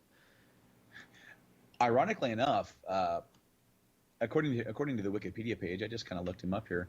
In 2011, IGN ranked him as number 41 in the top 100 comic heroes of all time, and he's in the 40s in ours as well, number 48. Hey, that's pretty good. Give him a decent aggregate score. He finishes at 48. Number 47, let's just move right on down the line. John Johns, Martian Manhunter. Awesome DC character. Green Giant, Piccolo-looking motherfucker. I like Martian Manhunter. He's cool. He's a level-headed dude. He's kind of DCU's Vision, but he's a Martian, and he's a manhunter. I do like Martian Manhunter. One of his like weaknesses is actually fire. He's actually afraid of fire. And did you ever see the animated film Justice League, the Final Frontier? Or no, I want to. It's on the list of watches. Is it the New Frontier or Final Frontier? I think it's the New Frontier. Okay. Final Frontier was the last Maiden album. Oh, yeah. It's not so bad. There's an interesting scene between him and Batman in that where they're talking and Batman says, I've spent a fortune on kryptonite to beat Superman. All I need is like 50 cents for a pack of matches to beat you. I like that scene. I mean, that's more of a cool Batman scene, I guess, that included him. But he doesn't really get a lot of love. He's really like the guy in the Justice League that's like, oh yeah, Martian Manhunter's here. He's their punching bag. In a way, but I do enjoy the character when he's done right, but you just don't see him around too much. Moving on to another DC character, number 46 is Scarecrow. Of course, Dr. Jonathan Crane. I really like the Scarecrow. He's a really cool cat. He was on my list, on my top 25, but I actually bumped him in favor of somebody else. I kind of forgot. I made up my list before we ranked them, and then when I was ranking them, I realized I wanted to include another character, and I had to look, and my list had a lot of Batman characters. I'm a huge Batman fan, and I had to bump him, but I'm really glad that he made the list because even though he didn't make, I mean, with my list, he probably could have been a little higher. But really digging Scarecrow. I like everything that they've pretty much done with him. He's a villain that doesn't really get a whole lot of love from Batman. Um, you don't typically think of him first. You kind of think of like some of the other big hitters from Batman. So Except for me, man. You know, honestly, when I think of Scarecrow, Arkham Asylum. I mean, he was so fucking cool in Arkham Asylum. oh, dude, he was great. I can't wait to see what they do with him in Arkham Knight. If you get it on PS4, guys, you're getting exclusive Scarecrow stuff. So Hey, I'm getting it on PS4. Moving on to number 45. A man who believes in two sides of the same coin. Harvey Dent, Two-Face. Number 45 is one of my favorite rogues from Batman's rogue gallery. He is both chaotic good and chaotic evil, and it just depends on, well, a flip of a coin, as I said. But I was happy to see Two-Face make the list. I actually think he was on my list. I need to look because I don't remember. I've been looking at everyone else's lists, Brandon. I don't even remember my own. That's pretty sad, eh? I actually looked at my list quite a bit because I was thinking about it a lot, especially when I looked at other people's lists and talked about it with some other guys about the lists. And I love Two-Face. Two-Face didn't make my list. Oh, He hey man, surprisingly didn't make my list. he definitely made my list. He's one of my favorite just villains. I like how he has such a fall from grace in his story, because he's such a good person prior to his trauma, you know. And then he becomes not a good person. Yeah, no kidding. But moving on, though, we're going to add another another member of the Batman Rogues Gallery. 3 in a row, man. Number 44, the Penguin. And the Penguin is, dude, he harkens back, man. Quack, quack, quack. Good old Oswald Chesterfield Cobblepot. Dude, he goes all the way back. I'm looking here to 1941. Fact. Dude, crazy. And of course, there's been several interpretations of this character throughout the years. I've always enjoyed the Penguin. He didn't make my list. He did not make my list. I think there's better Batman villains, but he's a classic, especially when you think of the organized crime problem in Gotham. He's definitely a guy that is at the epicenter of that. Yeah. You know, Penguin, it was really funny to me. I didn't expect Penguin to make the list. And the more and more the lists came in to vote for the list, he kind of moved up the list. And I was like, well, he might make the top 50. And then, sure enough, he kind of hung in there. And like, you know, this isn't planned, but Scarecrow, Two-Face, and Penguin all in a row, that is very strange. You know, 3 of Batman's, I'd say, mid-grade rogues. They're probably B-levels, technically, even though I still consider them all A-levels. When you think A-level for Batman, more looking at Riddler, Joker, Catwoman, those are really the top 3 that pop into my brain. You know, and then everyone else. Moving on to number 43. I'll straight up suck that Metal Gear dick. Thanks, Nick, for that, by the way. Is actually one of my favorites, and he did not make my list yet again, but Star-Lord, man. Legendary Outlaw. I'm surprised he didn't make your list. I know that you really like the character a lot. He was on my list, and I had to cut him. There were a couple cuts that had to happen, because again, kind of like you, were Batman heavy, I was definitely Marvel heavy, and I was trying to balance that out and kind of add some flair, you know? Yeah. Which was much more difficult than I expected to do. But I like Star-Lord. He's phenomenal. Guardians was great. The movie, the comic that I've been reading is great. Legendary Star-Lord has his own comic, which is cool. I just like the character Peter Quill. He is funny and witty and brash and sarcastic, and he doesn't give a fuck, and that's kind of like me. So that's why he's one of my favorites. I'm glad he made the top 50. I definitely didn't expect him to when the only person that voted for him in the first 5 people was, I do believe, Mike, and it was a 1-point vote. And I was like, oh, Star-Lord's not making it. That sucks. And then he kind of made an epic comeback and got himself into the list, which was pretty awesome. Coming up next at number 42, the one and only Decoy Octopus. I'm sorry, Dr. Octopus. I get those two confused all the time. My bad. Dr. Octopus. Now, you want to talk about a classic freaking villain.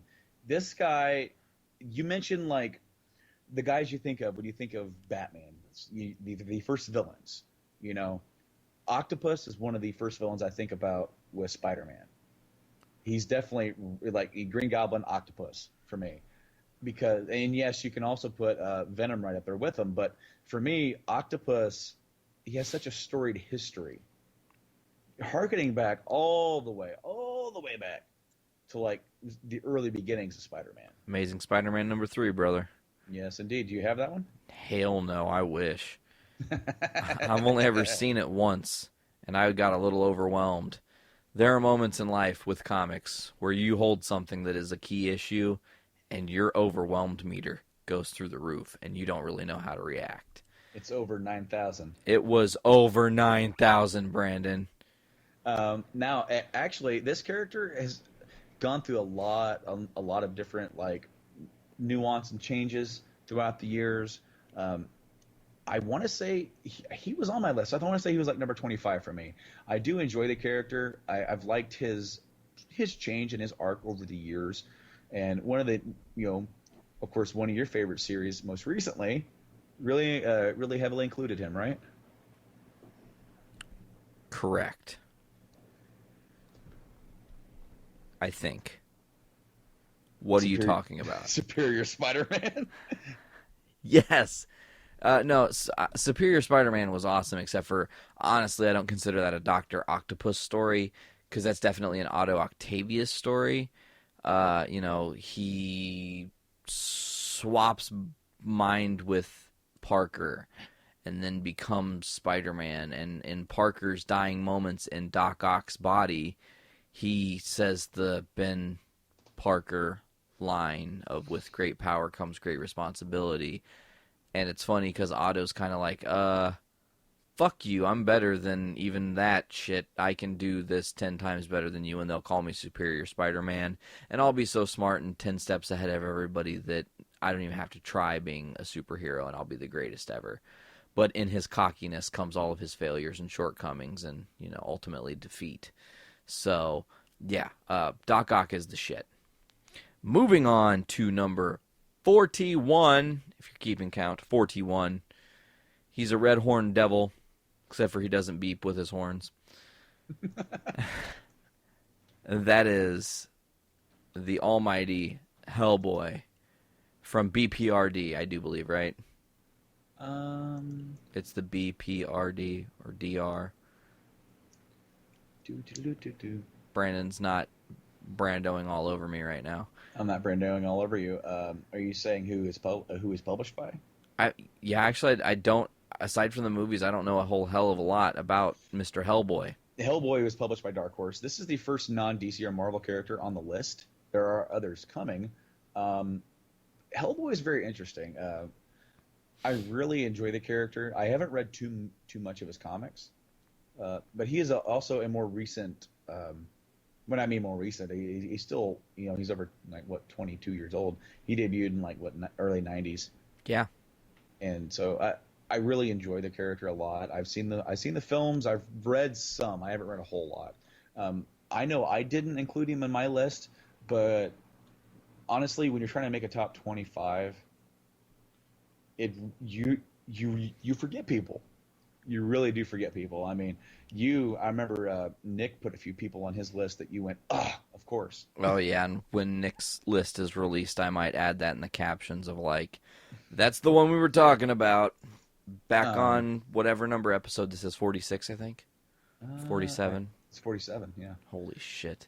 I know, man. But I really enjoy Hellboy. I do want to look more into the character. Of course, actually, the character I like probably even more than that from him is Abe Sapien, but I digress. I'm going to add another person from the Rogue Gallery. Number 40, Catwoman. And now Catwoman, wow. First female on our list. Yes, it is. The first female coming at number 40. First appeared in Batman number 1. Bingo. Batman number 1, all the way back. Created by Bob Kane and Bill Finger. Fact.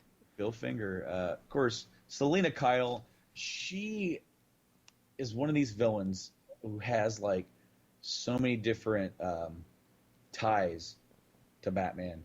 She's been, lover. She's been adversary. Teammate. Teammate. It's very interesting. That's what makes her really unique out of all of the other villains, is that it's really difficult to place her as just a straight, I am going to get Batman, because she's really not that simple. But I do enjoy the character. I don't know if she actually made my list, but Let me see. I can tell you right now. I don't think she did. Nope. Negative. However, our next pick made your list. Mm-hmm. All the way in at number 8 for you, but number 39 on the overall top 50 comic book characters Journey into Comics countdown. Number 39, Stuff and Things. Rick Grimes. All right, and we know Rick Grimes debuts in The Walking Dead number 1. He's a total badass, not only in the comic books, but in the TV show. In the comics, he's missing a hand, which has been very cumbersome for that character. But, man, what a journey the comic book Rick Grimes has taken. Oh yeah, I love the continuing story arc of Rick. I can see why other people's wouldn't put Rick on there, or why you would have other characters in favor of. But for me, when I'm thinking of someone whose character has evolved so much over the course of the series and still has places to go, I look forward to his probably more than anybody else's, because his is the most flexible for me. It's been in so many different places. That sounded wrong. Sounded wrong? It's been in so many different places. Well, I mean, it was there. I had to take it. It was. If I didn't, I'm the asshole if I don't take that funny joke there. I mean, let's just be real with ourselves. Well, currently, yeah. But did you know that Sheriff Grimes rhymes dirtier than my armpit stains? what? Have you never seen the epic rap battles of history? Yes, I have. Walter White versus Rick Grimes? I have seen it, but it has been a while. One of the lines is, Sheriff Grimes rhymes dirtier than my armpit stains. I just like that line. I don't know. It stuck with me. That's so random. Moving on with the countdown to number 38, Deathstroke. Deathstroke, another member of Batman's Rogue Gallery, the one and only Slade Wilson, the inspiration for Deadpool. Correct. Now, Deadpool was created almost as a parody. And not only as a parody. It's funny because, there are people that, kind of are embattled and feel like, no, Deadpool came first. Mm-mm. Okay, no, because all the way back in New Teen Titans number 2, and I want to say that was in 89, might have been 80. I can't remember the exact year. It was 1980. It was 1980. Okay, exactly. So in 1980, New Teen Titans number 2, first appearance of Deathstroke. Then, into the future, in 91, which I want to say was February, but don't quote me, New Mutants 98, the first appearance of Deadpool, Slade Wilson, Deathstroke, Wade Wilson, Deadpool. Yep. So, that's a little bit of history for you folks. If you're ever questioned, Deathstroke came first. Yeah, I really like Deathstroke a lot. He was on my list. The reason why I like him is because he doesn't really have too much of a personal tie, to Batman. It's like he's getting paid. Hey, Deathstroke made your list. He did. Number 19. I like that because if there's anybody who, based on sheer skill, can match up with Batman, it's Deathstroke. Which, so interesting that you also like Deathstroke, considering he's also in Arrow. Just saying. Planting the seeds. Moving forward with another D. Someone who I'm excited to see in the Marvel Cinematic Universe. He's not there yet. But number 37 is the Sorcerer Supreme, Doctor Strange, who will be bringing magic. And what I do believe Doctor Strange's story will most likely, in the movie world at least, be hopefully telling something that involves the Time Gem as a part of the Infinity Gauntlet, because I think that's a cool way to introduce it, considering that, you know, Doctor Strange deals with magic and otherworldly things. Strange is also one of Westicle's favorite heroes. Favorite villains. Favorite villain. Let's see, where do Westicles put Doctor Strange at 17? Nice. He lies. We were playing the Marvel trivia game last night, and he wanted the character card of Doctor Strange. He likes Doctor Strange. But coming in number 36, the one and only Captain Marvel. When I say one and only, I mean there's been a shit ton of them. And both in Marvel and DC. In Marvel and DC. Now, this is the Marvel Captain Marvel, right? This is, in fact, the Marvel Captain Marvel, Carol Danvers. Captain Marvel. And now she was also known as Miss Marvel, to correct a fuck up that I had way back in the Nerds the Roundtable episode. Hooray for me fucking up. That was like fuck up 826 or some shit. I lost count. I know I'm at 901 right now, so that's all I can really remember. I haven't been following her at all. I don't know anything about Carol Danvers' run as Captain Marvel, other than they're making a film out of her, right? Yeah, she's going to be a part of the cinematic universe, introduced before the Infinity Wars finishes up, and she hopefully will be part of Part 2. Some people are lobbying, and hopefully she'll actually make her first appearance in Guardians 2. Most logical place for her to show up would be in the Guardians universe, and then she can just branch out and do her own thing. Carol Danvers is pretty badass. I'm excited to see whoever they get to play her kind of bring the Carol Danvers from the comics, the very assertive, strong-willed woman who's almost Marvel's answer to what Wonder Woman could be if she was much more doper. But she's not much more doper. She's still just Captain Marvel. I would like to see her definitely higher in the list, but what can you do when she's still only our second female on the list as of right now? You get a good one, man. I'm jealous of the next one that you get to talk about. Well, it does come after yours. What? You're next. I said Captain Marvel. You said Captain Marvel. Shit. Hey, I was backwards. Hey, that's fuck up 902. Ding. So, number 35, ladies and gentlemen, one of my all-time favorite X-Men, and actually just the other day I was discussing how if I was to have my own superpower, it would come down to one of two things. Super speed, because you could go anywhere really quickly, and that's always an issue for me. I just want to get from point A to point B as fucking fast as possible. But more importantly, and this is who the pick is, the idea of teleportation, a.k.a. Bamfing, a.k.a. the number 35 pick, is none other than the X-Men Nightcrawler, son of Mystique, I think. Pretty sure. Maybe not. I don't remember. Dude, sometimes my facts jumble up and I just say stuff and then it's like, whoops, that one might not have been right. Oh well, see what happens.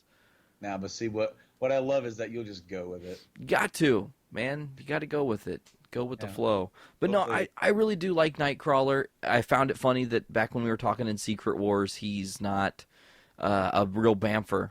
And then I think really in the movies they popularized how much his teleportation can be utilized. and then it was like, oh, well, X2 did it, now let's really pump it up and make him super badass in the comics, and then they killed him off, and they brought him back. He was dead in heaven, and they brought him back from heaven. That was a real storyline, Amazing X-Men in the all-new Marvel. It was pretty cool. You could argue that he's a real Bamf. He is a real Bamf badass motherfucker. Yeah. All right. Give it to me straight, Brando. Number 34? Number 34 is John Constantine, which I've never really read Constantine or John Constantine or anything like that. But in my little bit of research here, of course, well, we do know that the show just got canceled. Unfortunately. Unfortunately. I never watched the show. I heard it was iffy, but I also didn't follow it as well. I do remember there's a running joke with me and my wife how I said, I remember the first time I saw the movie Constantine. Keanu. She goes, what? How? I'm like, it was report card day. And she goes, how did you remember that? But it was report card day. And a little bit of note about John Constantine. He made his first appearance as a cameo in Swamp Thing. And then, of course, he was created by Alan Moore, which, those of you who don't know, Alan Moore has written some of the best comic works. V for Vendetta. Watchmen. Yup. And The Killing Joke. So I'm thinking I got to go check this guy out because I definitely want to see some of his work with this because I do enjoy the concept and the character, but I haven't been sold on some of the portrayals of him, and maybe I should go back to the actual source material. Maybe that's the only way to do it, man. Shit. Hey, man, that could be. Number 33.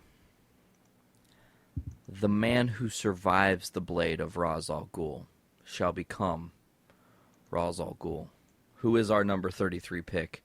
Ra's long storied history, the Demon's Head, from the animated series to the comic books to Arrow to almost every medium that they've ever been able to have Ra's in. I mean, he's been a part of some of the biggest storylines in the entirety of the DCU, from bringing back Jason Todd from the dead, which turned him into Red Hood. The idea that Ra's introduces the Lazarus Pit into this universe, really, and allows you to have the idea that he can never die, or whoever is the Demon's Head can never die, because the title can be passed. And that's one thing I love about Ra's, is that it's an idea. Kind of like Liam Neeson. It's just an idea, and you can't kill an idea. Bruce Wayne, they're going to take you to a prison in a hole. And then you'll climb out and reveal that number 32's pick. What? That was fucking... You're crazy. I love it. Is Negan from The Walking Dead. And I'm so happy that I get to talk about Negan. But really, there's nothing to say that we haven't already said about Negan multiple times on this show. Total badass. Dude, we have covered current Walking Dead. Every once in a while, it lapses. We'll fall behind, but we do try to stay current. Both me and Nate are reading The Walking Dead. And, of course, first appearance, issue 100, is so freaking unpredictable. Like this train. Although this train might be it might actually be predictable, not to you, but the people who are actually timing these trains. Anyway, basically, Negan is the quintessential villain of the series. I can't wait for him to see their version of him on television. He was definitely high on my list, if I remember correctly. Looking now, I think he was like 7 on your list. I wanted to say he made the top 10 for me. When I was thinking of top 25 comic book characters. Damn it, he was 6. 6? Oh. Yeah, well. Oh, wow. Yeah, he's right next to, yeah. He was number 4 for me, though. Was he number 4? Yeah. It was, he was definitely one of the first ones I thought of. and can't say anything more about him. I mean, you want to hear about him, you can just listen to other episodes where we just gush about Negan. I mean, so much. He's a total badass. He changes the course of the Walking Dead universe forever. I don't think there's any one character that we've talked about as much as we've talked about Negan. Okay, seriously, here's something to keep in mind, though, Brando. From issue 100 to issue 141, he is still a prominent part of the series. Mm-hmm. I mean, he's almost had a 50-issue run in this series where usually they don't last 10 issues. Yeah. You know, I mean, the Governor only lasted from 27 to 49, so that's what, 22 issues? Not a really huge arc, but the Governor, still kind of important. But Negan, dude, he's so much more important, and he's so much more evil. But we're done with talking about Negan. Let's move to our final reveal of the night, number 31, Decoy Octopus. I mean, goddamn, I read that wrong again. Rorschach, who I'm so happy to have make the list. Rorschach from The Watchmen, one of my favorites. Nothing but good can be said about that character. Dark, gritty, awesome, mask that he has that's a part of his identity. He's just an enigma, but he's very, if you are evil, I will not help you, and if you are good, well, then I'll help you. But if you're good and you still do evil things, I'm not going to help you. And I kind of like that about him. He has his boundaries of what he is willing to do. And, I mean, he had a big role. If spoiler alert, if you haven't read the Watchmen series, he has a huge role in the finality of that story. So, I absolutely love Rorschach. I really like the character as well. He, when I was making my list, it's really easy to start just throwing out characters that you hear of so often, right? But I'm like, I got to a certain point where I was trying to think outside the box, and even before I thought of like some of the Walking Dead characters, and maybe like of someone like Eric Draven from The Crow, I thought of Rorschach, and I don't really remember where I ranked him, but I was thinking exactly what you said. He's a hero that he kind of is flawed because he's not the altruistic hero. But that's what makes him interesting to me. He's not the exact. You're not getting a cookie cutter from another hero. You can argue that there are other heroes in the Watchmen who can remind you of another character. There's not too many characters that I get reminded of when I think of Rorschach. I think of Rorschach. I mean, he's one of a kind, and it's funny because in the interest of continuously referencing unintentionally other Journey into Comics episodes as we travel into our journey into the 50th, all the way back in I think episode 2 or 3, I actually did the intro monologue that Rorschach did in the Watchmen movie as the intro to one of the podcasts before we had an intro song, and I was just fucking around, and I was like, man, that'd be kind of cool to do an intro of like Rorschach, and I think I outroed that episode with a monologue from Magneto. So, yeah. I definitely remember that because I want to say it was like maybe a little quieter. Yeah, it was. I didn't record properly back then, so lesson learned. That's why we have such high quality now. So yeah, that was quite the list. 50 to 31. Yeah, next week, officially, when Seek and Shuddy return, we'll do 30 down to 21. And then next time Brandon and I are together, we'll do 20 down to 11. And then, Brandon, we get to do the coolest thing ever, man. You can't see it, but I'm doing jazz hands. We get to do this awesome top 10, which if you're... The cool thing is, too, folks, is Brandon and I are the only two that have actually seen the list. And I'm trying to keep that way so that, this is fun for everybody. You don't necessarily know who's on the list, and if there are people who are listening to this that participated, they don't know who's on the list. So for people like I mean, God, do we want to list all the people that helped us out in this, or should we just kind of surprise them as we release their lists? Well, I would like to. Of course, you said next week, Shuddy and Seeker on. They helped. They definitely did help, and we'll be releasing their lists next week. Oh yeah. Yeah, dude, we had so many people that helped us out in this. I'm so grateful. You know who you are, to all of you who are that helped us do this.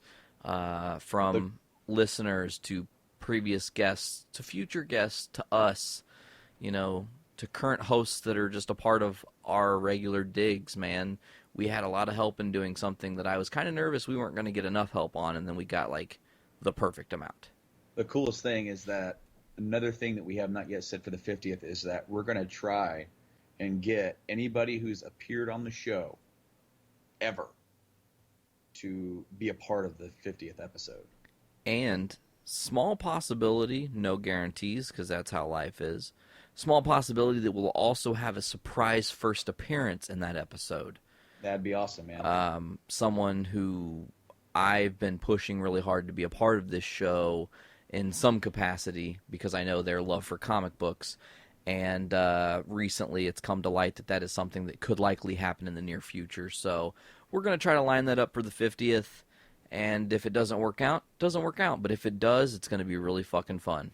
Oh, dude, I can't wait. The 50th is going to be one hell of an event. I mean, this is going to be like the special episode for the month. It's going to be you're not going to want to miss it because there's going to be so many different people coming and going throughout the episode. It's going to be very similar to how we did the Journey into Ultron, except a lot of those guys are going to be in the same room. Oh, Well, yeah. I mean, as far as it stands right now, only a few of them are actually going to be calling in on Skype to participate. We're going to have a lot of people in the same room, and it's going to have such an energy, and I can't wait. It's kind of funny, Brando. I mean, we haven't talked about this till like right now before we're closing here, but it's funny that you said that because now I'm thinking like, man, it's kind of like our first attempt at a live show. In a way, yeah. I mean, on a small scale with all the people that we know. I mean, you know what I'm Mhm. saying? Oh yeah, there's something that I would like to do in the future. Try to do a live show or something. But this is sort of like as I said before, I envision this as being an event and an extravaganza because it is a celebration of all of our hard work. When you asked me to be a part of the show, I did not do so lightly. I wanted to contribute, not just for my takes in video games. You helped get me back into comics and comic-oriented things. And I thank you for that, but also I want this episode to be a celebration of everything that we've accomplished together in doing this podcast. Hell yeah, absolutely. It's funny because I tell some people, hey, we're recording our 50th, and they go, holy shit, you guys are at 50 already? And then I'm like, yeah, I know, it's weird because it seems like we've done this for like a really obnoxiously long time. But then at the same time, it feels like it's been no time at all. Yeah, I mean, what's really neat when you look back at the evolution of this podcast and what it has become, it from its small beginnings with just you, from me joining and getting a different vibe and feel, to the quality going up. I got myself a quality microphone. I'm not talking through a cheap Sony headset. To our push in October, we decided, hey, for the month of October, let's pump out an episode every week, and then we never stopped. I didn't want to stop, man. It was so much fun. No, and that's exactly my point that I'm rambling on. Is this podcast is fun. I know, I love it, man, and I'm glad that we're doing this together. Just from our humble beginnings together as friends, and we did the band and been through a lot of shit together, and it's like all the way back in art class, long time ago, talking about doing radio. Ultimately, we kind of fulfilled that prophecy in a smaller, different scale, but I wouldn't honestly have it any other way. Dude, it's awesome. I've always wanted to do something like this, and it's here, and that's why I put so much effort, and why I assume you do as well. It has become something more than just, oh, let's get together for a few hours and talk. It's become something that I look forward to, Me and something too, that man. something that I want to get bigger. And it is, it's growing in front of us, and I cannot wait for 50, and I can't wait for 100. 100. Realistically, that's next year. Yeah, I if we mean, keep going at the rate, it's and for those of you who aren't in the know, and for most of our listeners, I assume they are, Brandon is in the process of becoming a new dad. Like, you've got a little one on the way, man. oh yeah, And man, that's going to be exciting, but it's also going to change the dichotomy of this show, because for a while, you're going to have to take the step, backwards hmm and get your shit right and figure out how that all works and be in, as you said, a whole new world. And during that time, we're going to, tender love and care. If Brandon can make an episode, totally fucking awesome. If I fly solo for a couple episodes, that's cool. If I need to bring in whoever I need to bring in and sit and talk for a couple hours, that's going to work as well. Just know that we're not going to slow down. We're not going to go from 4 episodes a month to 1 episode because Brandon's not 100% able to do this all the time. We're going to make sure that we're still giving you guys quality content, and just you're going to get to have a little less of the awesome part of the show, Brando, because, man, you're my favorite part. I don't like Oh. my own voice. Well, thank you. I definitely want to make that known that I'm not leaving. the Not at all. podcast. No. I'm still going to be heavily involved. Even if I cannot be on the show, there's not going to be a lapse of communication between Nate and I. I'm planning a little bit of a sabbatical, but it's not going to be long. I definitely am going to want to get back into it and talk, because I don't want there to be too much of a period of time. But there's going to be a growing period here. Brandon's got to take a maternity leave. Yeah, I got to take my paternity leave, and for the first appearance of Wyatt, I gotta do that. So That would be an awesome, baby picture thing. To do it, as a comic book style and, call it the first appearance of Wyatt. That'd be first appearance of Wyatt. fucking badass. It's kind of neat. As I was looking back, we're talking about episode 50, and when you go back, we're so focused on going forward that I don't really typically go back and look at what we've done, other than to just check and see, what people are listening to. But you'll see the growth of our podcast very similar as the growth of a comic book. Yeah. When you start with just one, and then you get a first appearance of another character, and it evolves and grows as the stories go. And I really enjoyed that aspect a lot. I mean, man, it's kind of the point now where, just because of the group of guys we've all had on the show, and girls alike, those people are not necessarily our guests anymore, as much as they are just kind of a part of the Journey into Comics crew, ultimately. Because I don't think we've ever had a person come on, do the show, and be like, you don't really contact me about this ever again. I'm pretty good. Usually people are like, hey, as often as you need me, let's do this more. Oh, yeah, dude. And what's funny is that you've got people when I first invited Mike on, he was very nervous. Didn't know how he was going to go with it. But now he wants to do more. He's like, hey, anytime you want. And same with Nick. Nick wants to be more involved as well. And we know Wes talks for days. Oh, Wes, come on now. Oh, hey, by the way, can we spank? Oh, can we spank?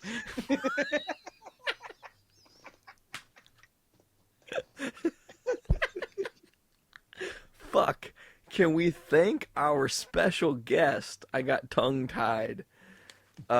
Ladies and gentlemen, this evening we did have an actual special guest on the entirety of the show. Unfortunately, he couldn't get a word in edgewise, so give it up for Silent Rob. See you next time, buddy. I can't believe I said spank Silent Rob.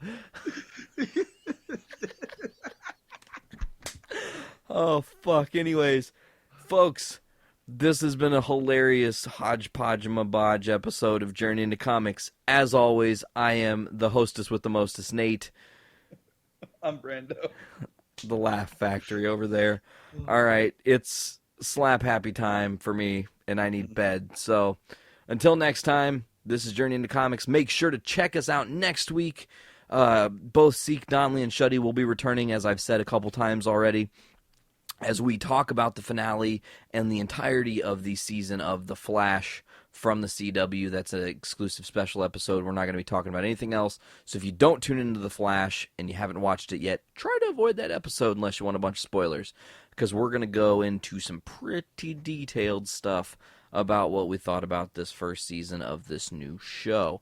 Other than that, we just got the 50th coming up. Don't forget to check that out. It'll be coming out June 14th. And until next time, folks.